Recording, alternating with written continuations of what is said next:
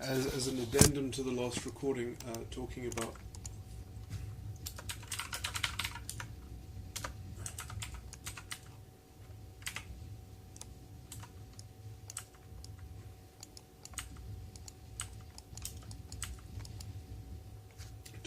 the Jesus, how to deal with accusations, and this is like a metaphysical thing. It's like taking responsibility for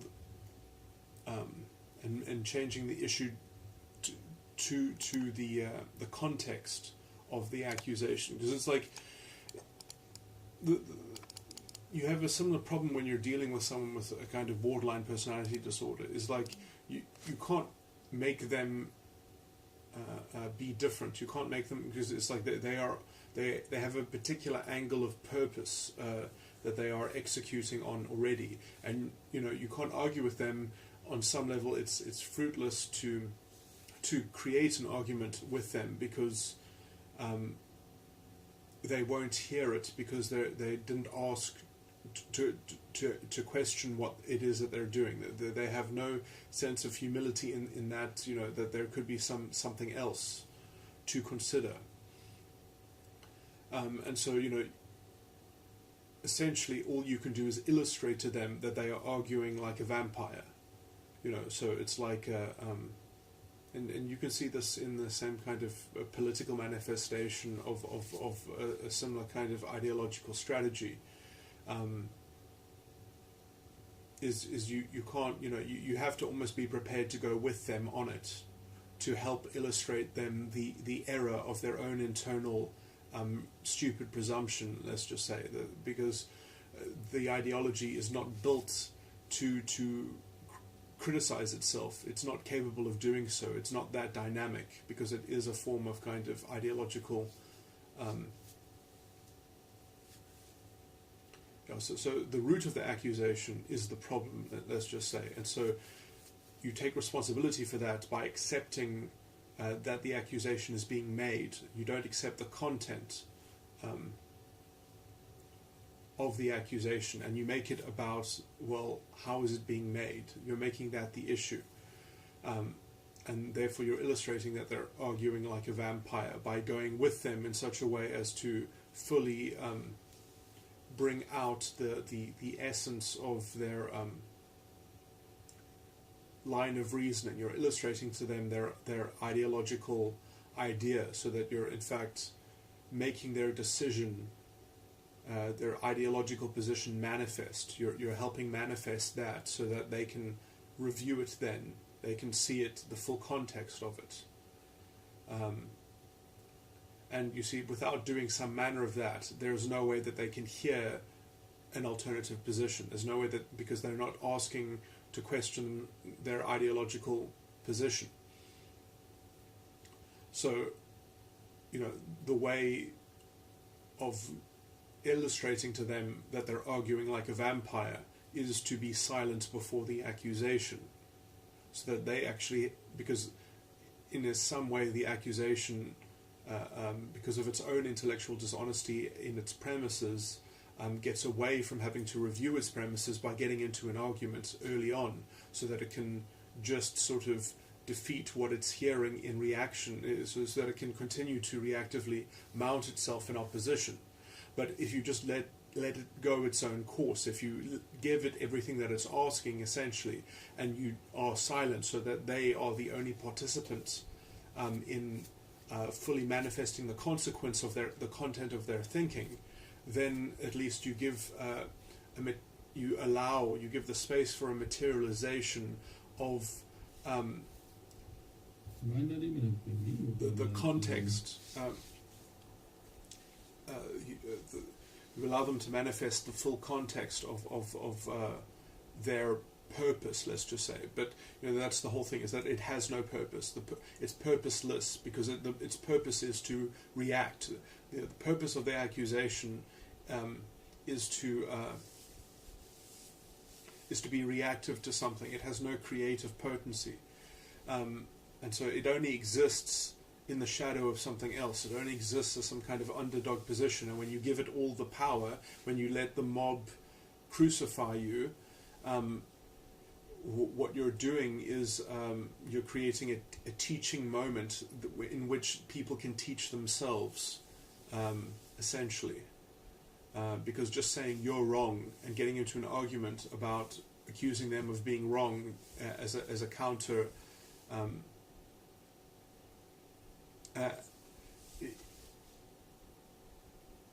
is not it's not a useful counterposition.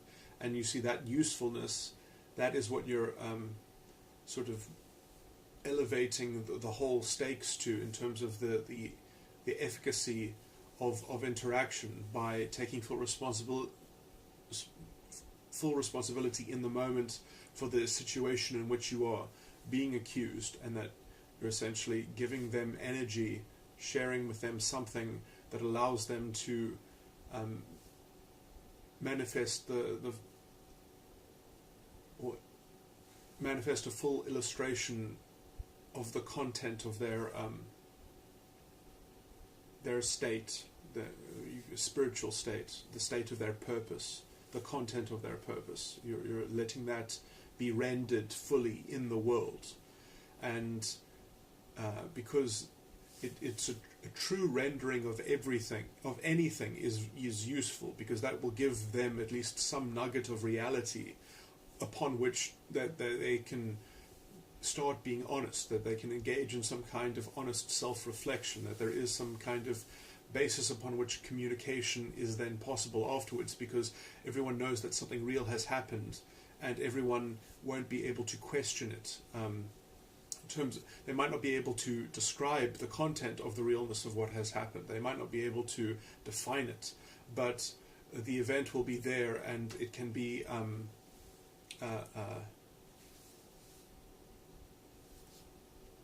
it's a shared incident in which is the basis for creating, let's say, a universal semantic in which you can't just say, oh, you don't understand what I'm saying because according to my ideology you've got a privileged position, or so there's no excuse for a break of communication because it's been fully taken on in the most extreme burdening of consequence, that someone took responsibility for having 100% communication that isn't skeptically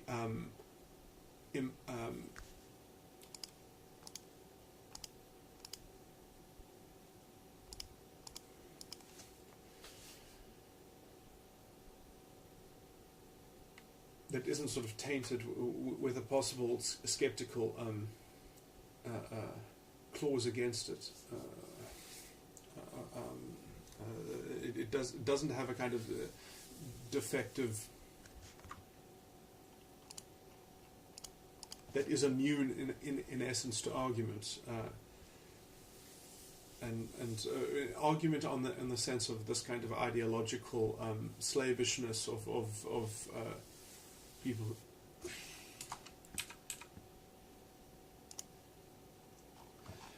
So I need to neaten up the end of that reasoning, but let me just move on to another point slightly quickly.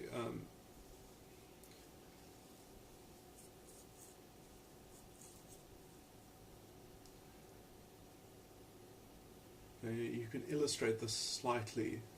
It's most strongly in the scripture, but you could do the same thing in a political context by just pointing out that someone argues like a vampire. That they have the kind of this is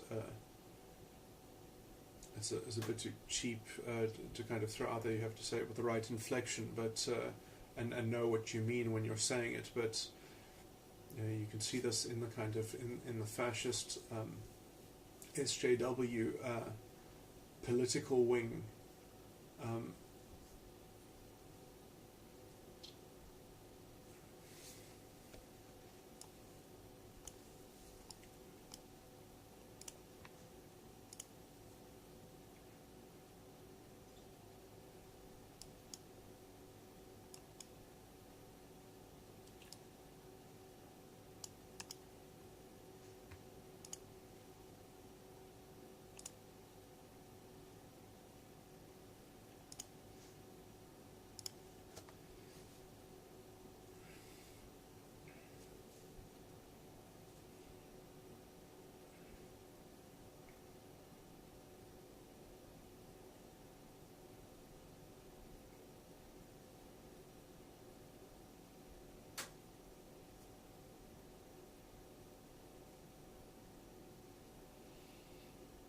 See, it is problematic because if you try to characterize what they're doing in order to illustrate it, if you're not actually willing to go with them and explore what it is that they are proposing, you have no grounds with which to, it's like dealing with a borderline personality case. You can't say, "Oh, this is what you're doing, please stop it," because their intention is not there. They have no intention to rethink what it is that they're doing. It's a weird kind of solipsism almost. I usually just describe it as autism, and I mean that not in some kind of diagnosis way. I just mean that in the meaning of the word. Autism is that they are the only world. It is a kind of it's probably not solipsism, because they probably don't believe that other people aren't people. They probably believe that other people are people, but just that they don't matter at all. So they do believe in other minds, but they don't believe that other minds matter. They have this kind of presumed metaphysical tyranny where they are the center of importance. So they're not the center. So like solipsism is that you are the center of meaning and reality, and you are the only mind in that regard. Whereas autism is like you are the center of meaning and significance.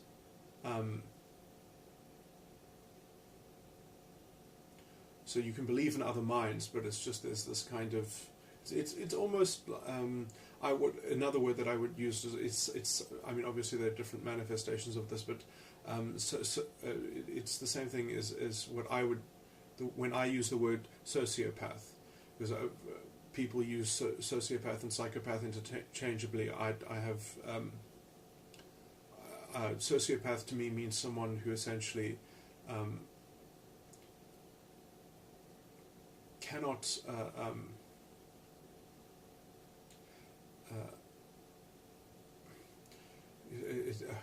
I'm trying to use other words to describe other words, but anyway, like a sociopath in some sense is ethical, but they are the only ethical object. So there is no other, they don't have the other people are means in themselves, that they are the only ethical agent. So they're kind of the only ethical agent, and so there is no other ethic above their own internal one. Whereas a psychopath is kind of amoral, doesn't have, doesn't care about ethics. It doesn't even register. But I mean, these are descriptions that are around subjects which. To understand the actual functioning of these different personality styles, we have to understand psychology on a level which doesn't exist in psychology. So it's probably in my work, but my work goes undeveloped in its kind of fullest sense of application. But I mean, all the research is kind of there, but it's impossible to kind of talk about grounding it in those descriptions, because there is no shared vocabulary on those things, although I have made recordings about the model of the ego and the how the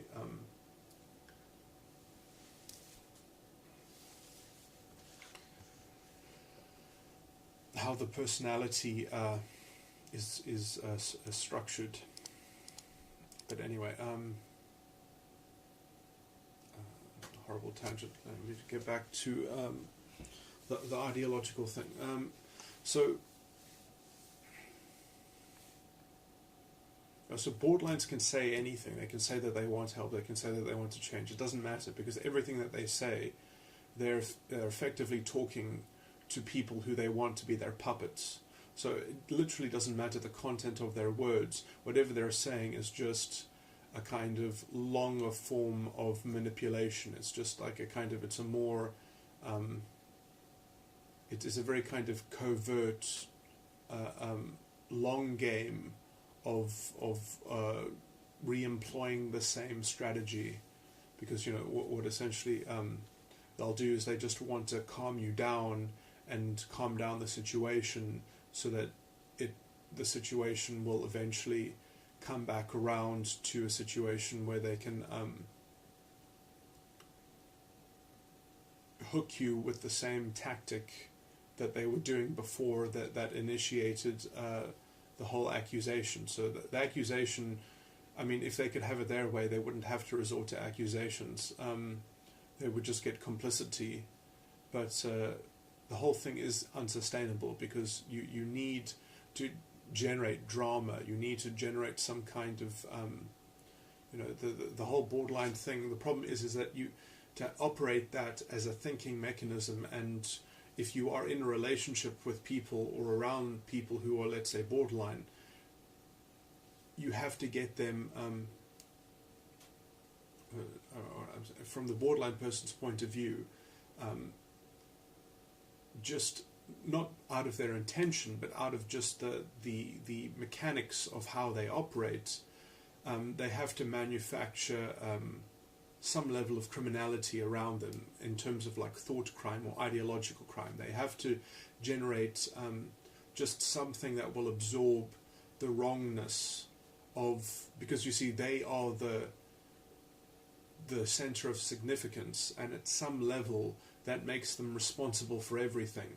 But they don't obviously want to be responsible for everything, because they have complaints, they have things aren't perfect, and so they need something to make to blame. They need an object of blame for the level of imperfection, and so their problem, their only problem in operating in the world, let's just say, is that someone has to accept that blame, and then things will improve. And then, like, that is their solution, is that, well, if people would just accept the blame that they offer, then there would be peace on earth, or like they would be the perfect tyrant, the perfect demagogue, or not in some kind of overt way necessarily that they would have to be the political ruler, just that they would be this kind of moral authority at the core of everything. And this is essentially what they try to do to culture, in more or less. And so when they do this to culture, it makes culture weak. I mean, it is the element in culture which creates this kind of, if you could just kind of cut that out of culture in general. But, you can't, the problem is not culture itself. The problem is that people choose to operate that way. Yes, you can say they've inherited the culture or something like that, but there's no point in arguing with the culture. It can only change on the level of individuals. Like, what do you do with an individual who's operating from this level of ideological group identity mentality? Like that, the way to fix things is to see the differences between generalized concepts of identity. As soon as you've got that inside of people, and people have it in various degrees. They're trying to generate some kind of sympathy, some kind of collaborative sympathy, that if we can just have some kind of ideological in-group purity, that we will fix things. All we need to do is have this kind of in-group purity that is capable of removing the problem, because the problem is that we have to collectively band together to remove something. When I know that some of my analysis might seem like it offers the same level of solution, but I haven't directly spoken about the solution. I've just tried to describe the problem. The way of solving this is on a one-on-one basis. This doesn't change because you've changed the culture. How the fuck would you even do that? You can only do that one at a time. You can only do that by how does an individual respond in this situation. And sadly, like borderline personality disorder, you can't save them all. You can't. They're not interested. They're not in a question of self-doubt in which they want to change most of the time. They don't have the intention of dropping the autism. So if they don't want to not be autistic, A social justice warrior doesn't want to not be a social justice warrior at any time of the day. They don't say, oh, this is too hard. They love the weird kind of hypocrisy that's at the core of it. They love the kind of premise, because if they give up as much as they've given up to this ideology, and they have to actually take on the burden of this weird level of hypocrisy, it's wonderful, because then that means that some greater force must come and take responsibility for the society in which they live and pander to identities, or something like something else must come and sort it out. You know, it's this tremendous vicarious redemption engine. You know, it really ends up calling for a Führer, for some kind of authoritarian, something that can control history, something that will take responsibility for directing history, because you've got the problem framed in a historical context.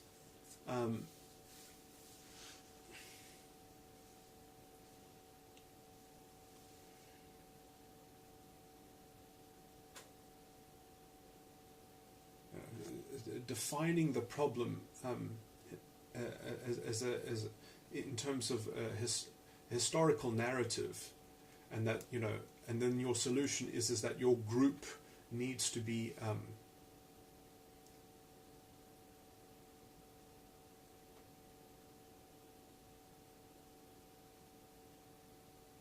needs to have that story rectified. I mean, like, what kind of political entity can even do that? I mean, it's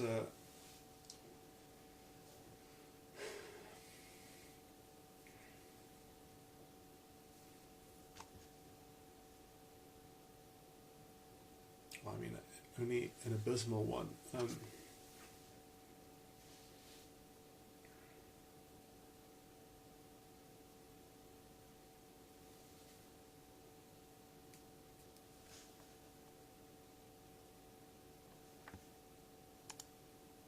when they've realized the error of their own form of government, then, you know, it's too late to backtrack. They don't have the humility, and in a sense they were doing it all to restore their racial pride. So if they say, no, this was the wrong way to go about it,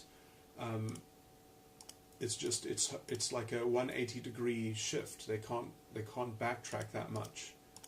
And so, you know, that's the thing, is that because the ideology has so much bad faith on the ground floor, that when you actually see that it can't even deliver on you know, even if you do it according to what it's asking, and you try to deliver on it, it's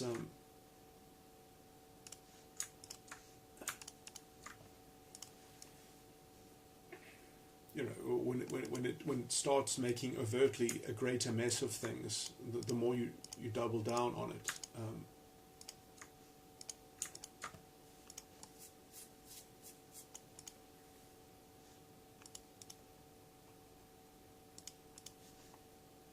There's no room to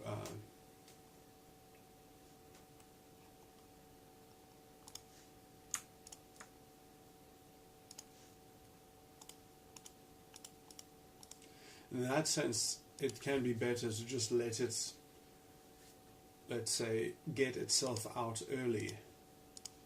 But, you know, that really requires like a scapegoat that fully goes along with them and plays along with them, so that they can see you know, they have to have some kind of failed state, some kind of failed culture, and that obviously is problematic, because, you know, to create those illustrations of how the vampire ideology doesn't deliver, you know, it creates a lot of bloodshed. You know,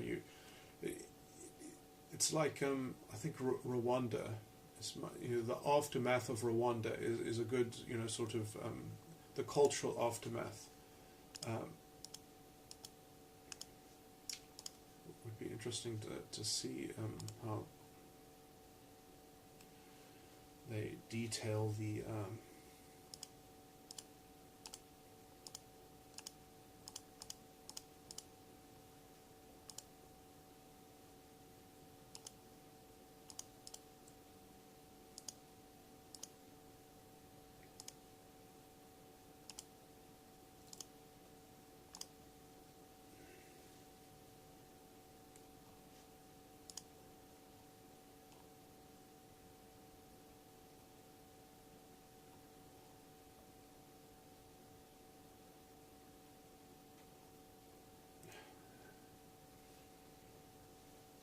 was going to, but yeah, the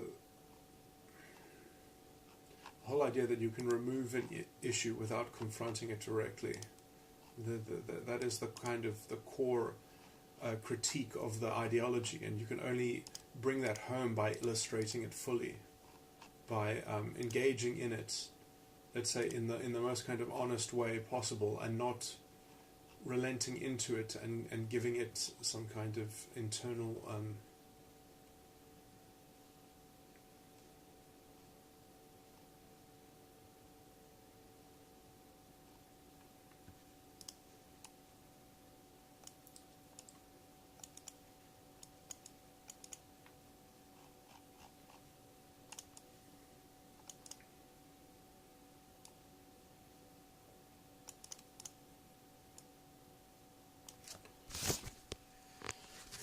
give it, without giving it more energy to circulate in its internal circuit of autism. You see, that's the thing, is that the more you react to it, the more energy you kind of sympathetically pump into its own autistic set of facts, let's just say, which are all premised in,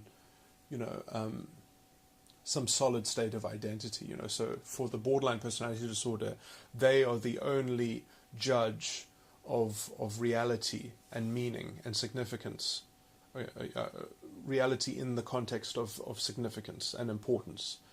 And for the same in identity politics, it's just that is shared as a political vehicle for your group identity. So whatever your intersectional thing is, that is what it fulfills the same role. So you get this kind of Hitler called them useful idiots because they have the fascist thinking.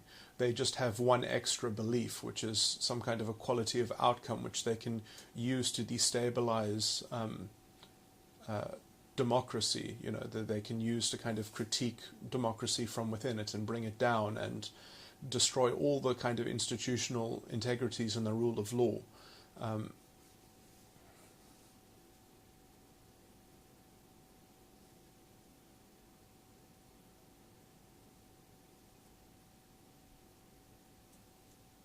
Because when you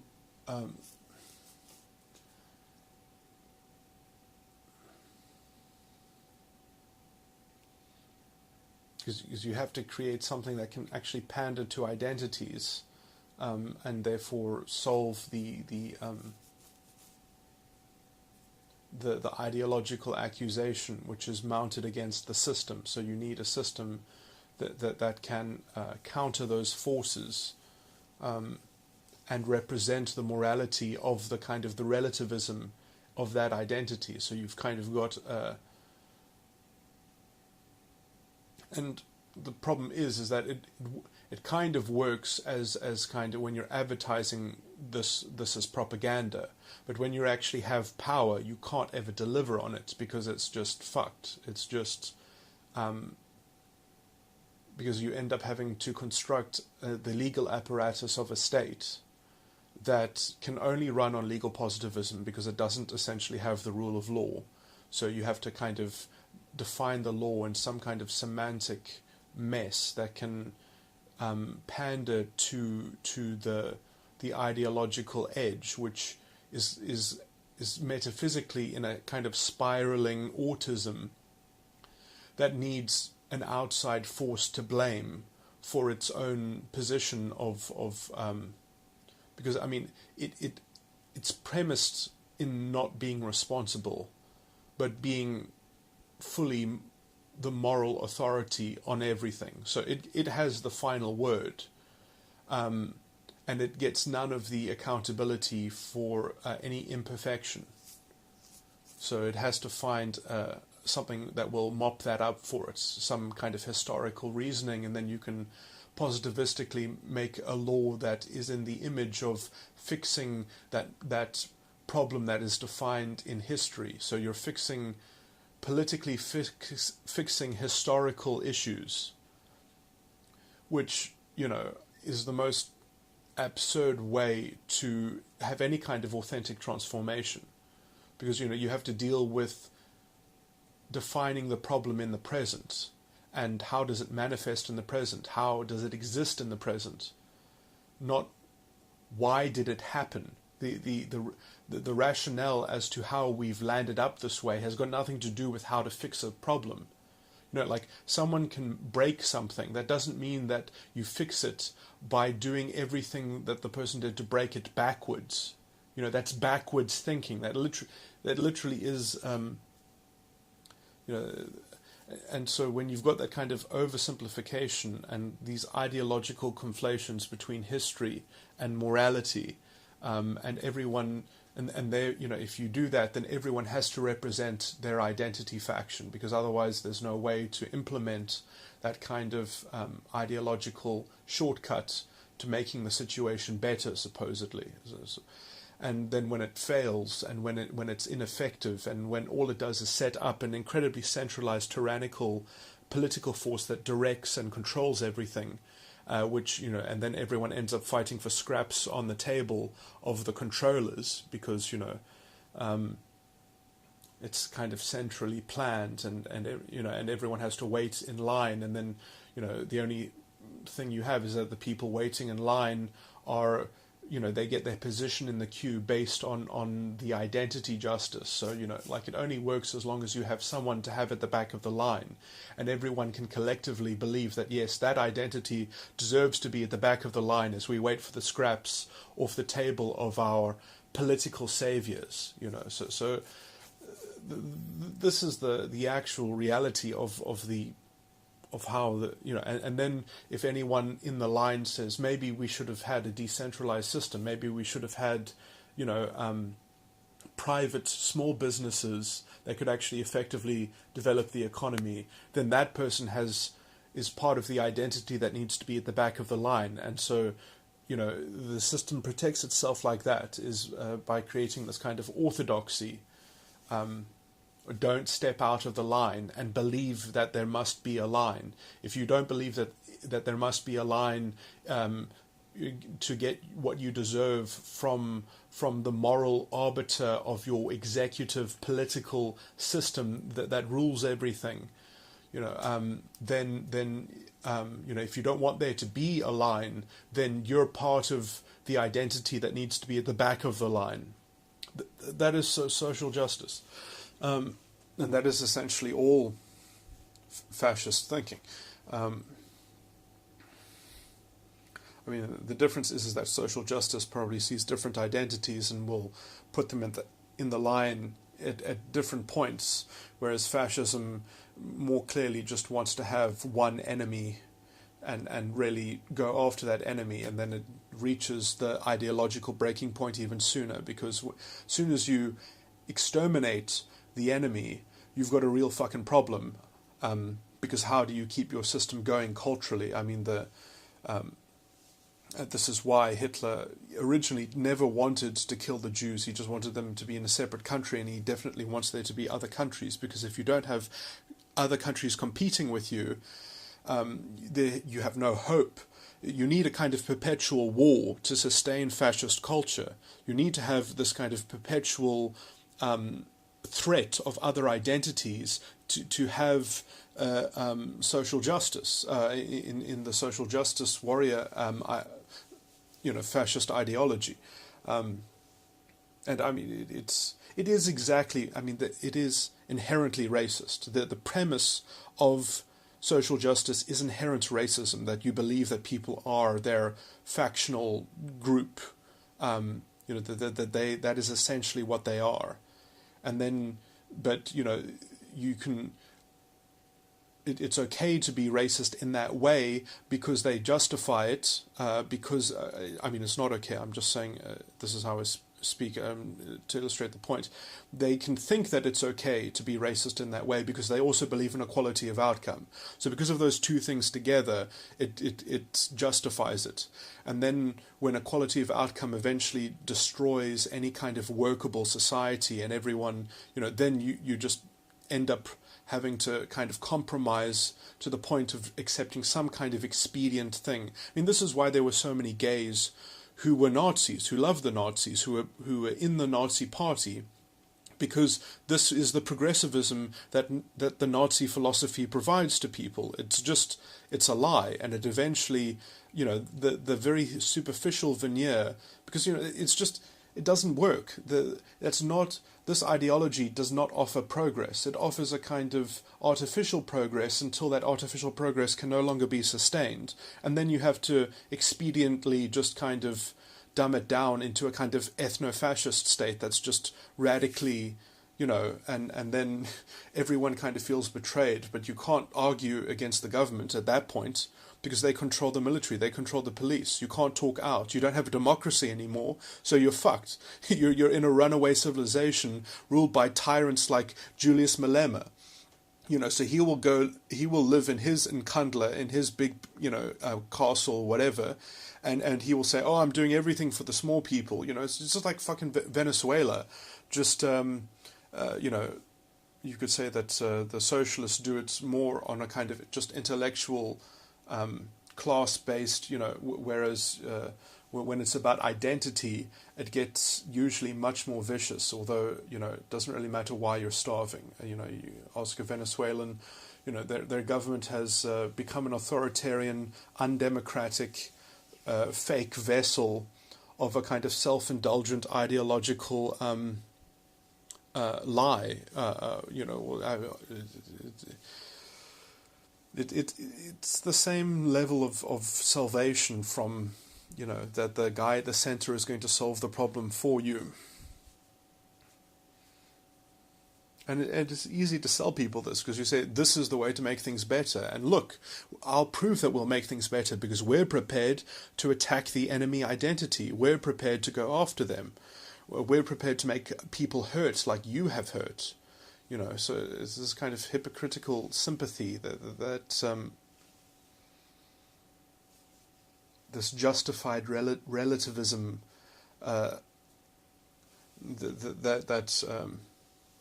we must prioritize sympathy in a way that is symmetrical to history, and that will remove the problems.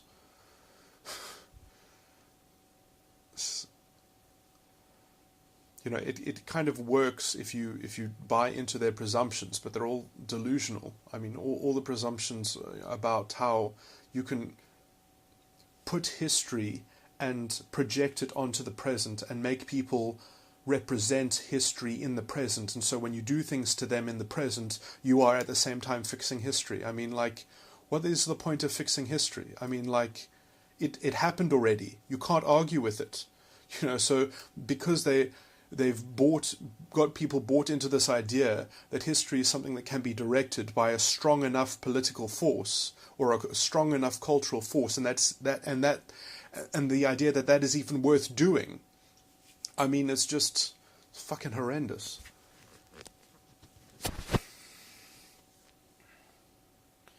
But yeah, sadly, we just need more illustrations about how